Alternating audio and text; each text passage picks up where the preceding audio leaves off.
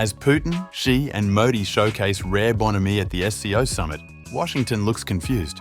Marco Rubio rushes to hail India as a key partner, while Donald Trump blasts New Delhi for a one-sided disaster in trade and security. The split underscores America's uncertainty, caught between courting India and condemning it, while rivals tighten their embrace.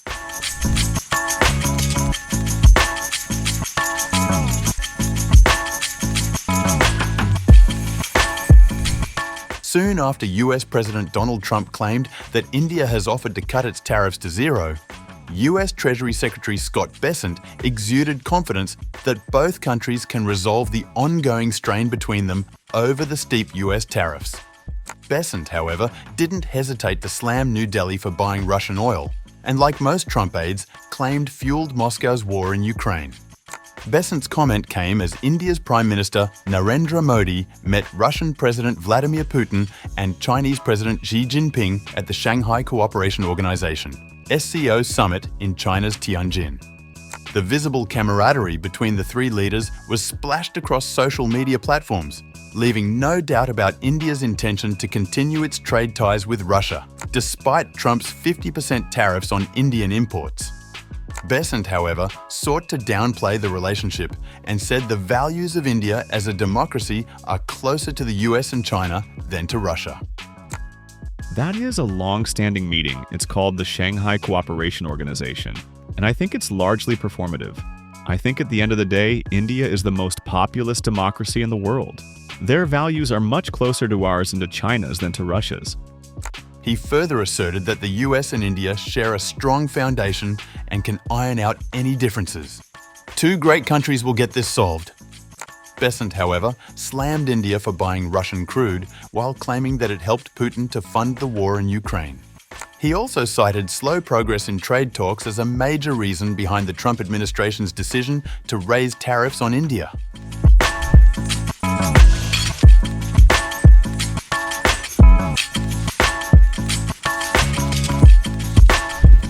Meanwhile, US Secretary of State Marco Rubio on September 1st said that the enduring friendship between the people of US and India propels the two countries forward as they realize the tremendous potential of their economic relationship, showing total contradiction with Trump's stance.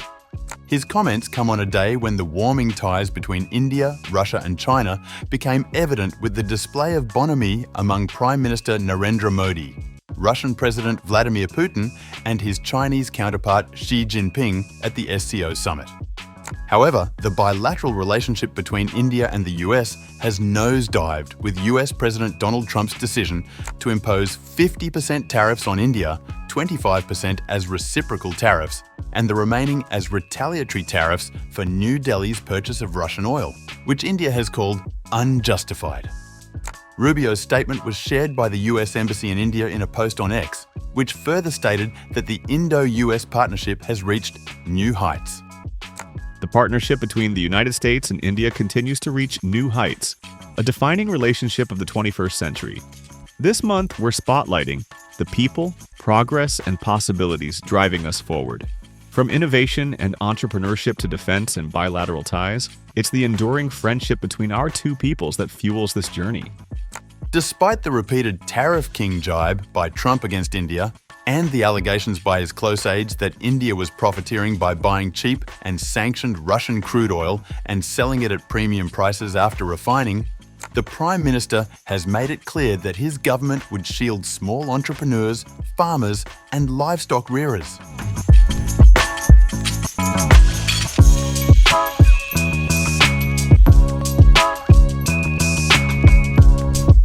Meanwhile, US President Donald Trump on September 1st doubled down on his criticism of India, calling trade ties with the country a totally one-sided disaster. After Indian Prime Minister Narendra Modi visited China to attend the Shanghai Cooperation Organization summit. Trump, in a post on Truth Social, also said that India had offered to cut its tariffs to zero, but it was getting late, and that the country should have done so years ago, without elaborating on when such an offer was made. This comes against the backdrop of the US imposing 50% tariffs on the country, including secondary duties of 25% last month for purchasing Russian oil, which India has called unfair, unjustified, and unreasonable. Trump reiterated that India was buying oil and arms from Russia and accused New Delhi of selling the US massive amounts of goods, but imposing high tariffs on US exports to India.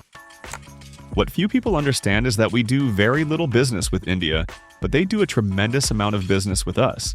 In other words, they sell us massive amounts of goods, their biggest client. But we sell them very little. Until now, a totally one-sided relationship, and it has been for many decades. The reason is that India has charged us until now such high tariffs, the most of any country, that our businesses are unable to sell into India. It has been a totally one-sided disaster. Also, India buys most of its oil and military products from Russia, very little from the US. They have now offered to cut their tariffs to nothing, but it's getting late. They should have done so years ago. Just some simple facts for people to ponder. Data from the World Trade Organization shows that India imposed a 6.2% average tariff on US imports into the country in 2024 on a trade-weighted basis, while the US levied 2.4% on Indian goods. The trade-weighted average is the average rate of duty per imported value unit. The US-India relations have soured over the past couple of months, upending more than 2 decades of improving ties, with several US officials increasing their criticism of New Delhi over its Russian oil imports. India has called out the US and European Union for their trade with Russia while targeting New Delhi.